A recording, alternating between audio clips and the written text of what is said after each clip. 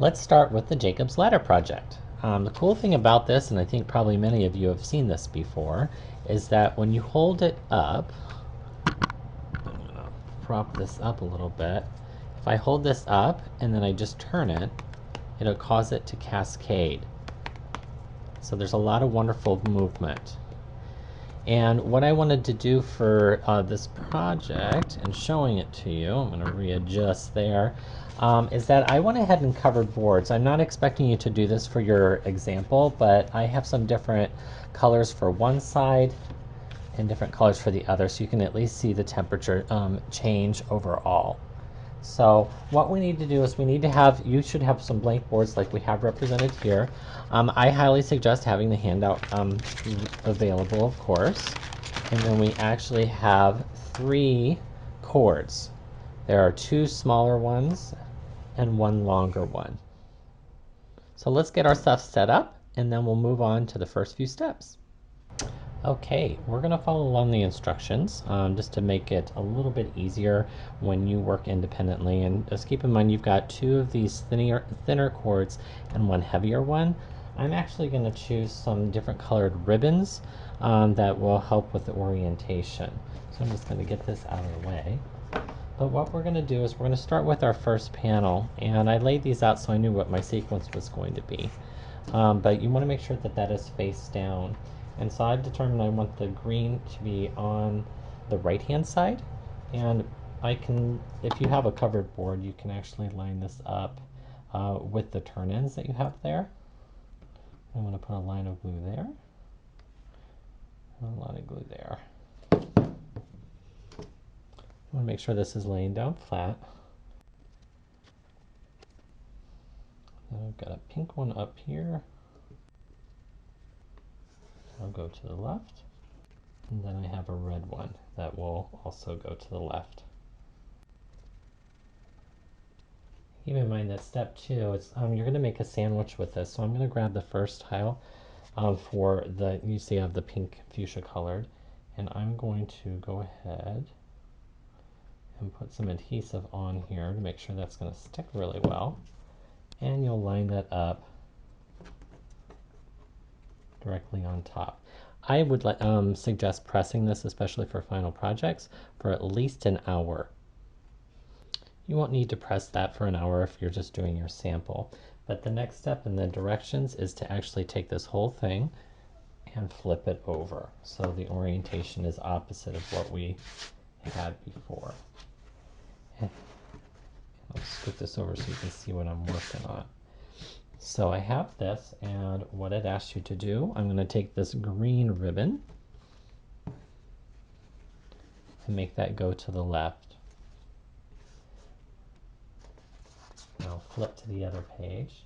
And then what we need to do is grab the next panel. Now I flipped the whole thing over, so I do need to pull from this pile if I want that to be continuous.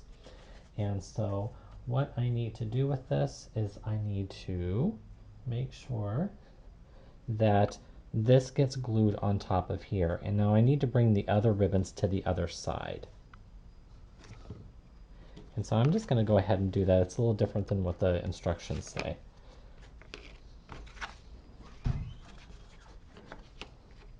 But when I go to glue this, I'd like to leave a little bit of a gap in between the first section and the second section so it has plenty of room to flex. And now make sure these ribbons are pulled to the left-hand side. Make sure they're nice and flat.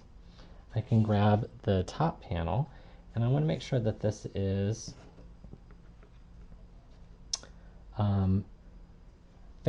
the back side facing up. I'm going to give these ribbons just a little bit of a pull, and then what we're going to do is we're going to adhere these onto the back side.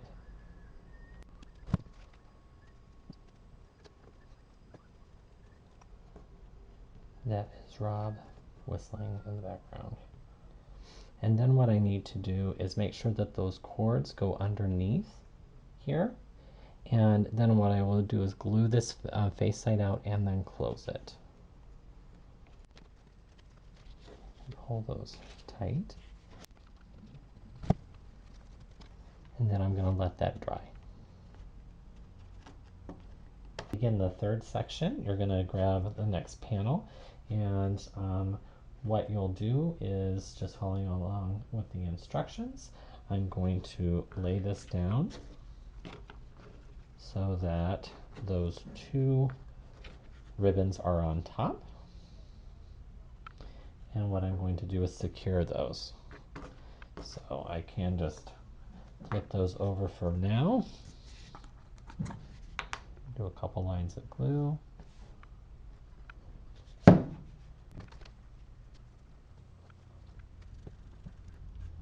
Now put another line of glue in the center and pull the green ribbon to the left-hand side.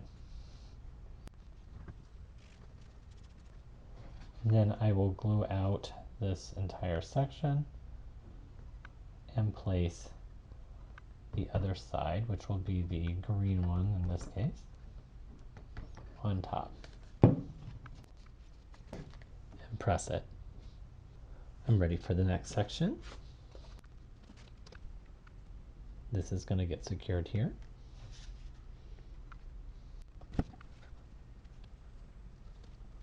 I'll do a line of glue here for the other ribbons.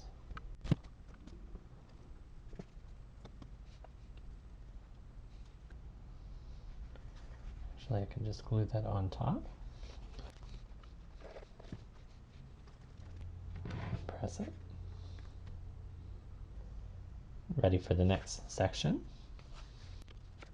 I'm going to do a line of glue for the center. And a line of glue for the two other ribbons.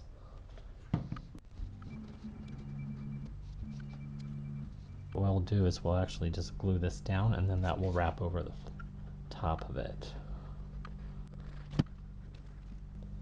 And for the last section, what you'll do, and you can always double check these underneath and whatnot, but essentially you're going to add that last panel.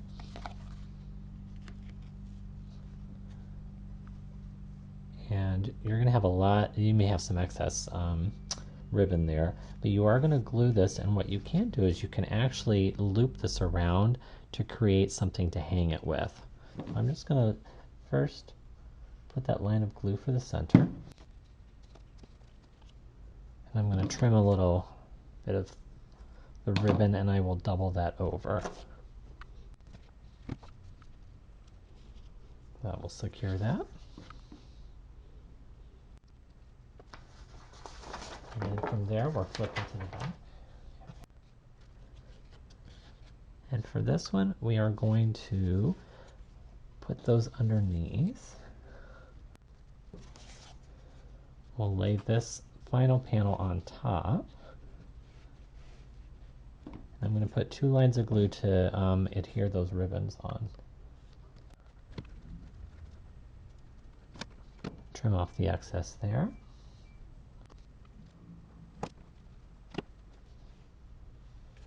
Then I will glue out this and flip it over, and we're complete.